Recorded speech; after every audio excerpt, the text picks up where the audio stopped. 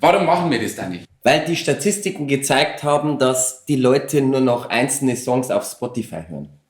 Richtig. Aber wir haben auch viele Fans, die gerne traditionell und qualitativ hochwertig hören. Wie könnten wir das am besten lösen? Lass mich nicht los, lass mich nicht los. Wir nehmen die 18 Songs und verteilen die auf 3 EPs und die veröffentlichen wir dann als Vinyl. Sehr gut, Charlie. Komm, jetzt reiß dich nur mit zusammen. Was mag ich bloß, was mag ich bloß? Alter, sorry, aber können wir nicht endlich mal Musik machen? Ich weiß schon, dass es euch schwerfällt, bei dem Thema konzentriert zu bleiben. Aber wir sind eben keine Hobbymusiker mehr.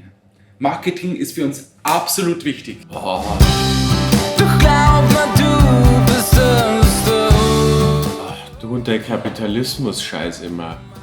Ja, glaubst du, der Schultertanz bringt dich durch bis zu deinem Lebensende? Denk mal an Christian in Armerdeich. Warum?